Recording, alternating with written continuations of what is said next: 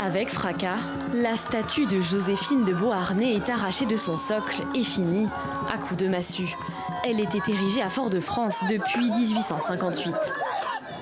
Quelques dizaines de minutes plus tard, un homme tombe lui aussi de son piédestal. Il s'agit de la statue de Pierre Belin des Nambucks. Des actes violents, symboliques.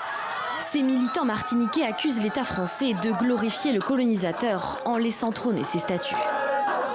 Partout dans le monde, en Australie, en Afrique, en France, aux États-Unis, à Londres, partout. C'est pour montrer que l'oppression coloniale est toujours là, elle est toujours présente. Le peuple noir souffre beaucoup. Les deux statues déboulonnées étaient des personnages controversés. Joséphine de Beauharnais était la première épouse de Napoléon, issue d'une famille de propriétaires terriens en Martinique. Elle avait déjà perdu sa tête il y a 30 ans, décapitée par un activiste. Pierre Belin des Nambucks avait dirigé l'installation de la colonie française en Martinique en 1635.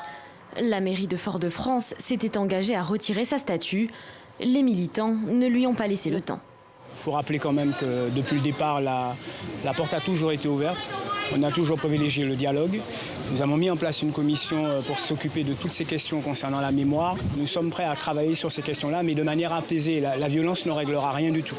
La tête de Belin des Nambucks a fini traînée dans les rues de Fort-de-France avant d'être envoyée dans l'enceinte de la préfecture avec la plaque de la rue Victor Hugo que les militants voudraient voir débaptisée. Ils accusent le poète et écrivain d'avoir tenu des propos colonialistes.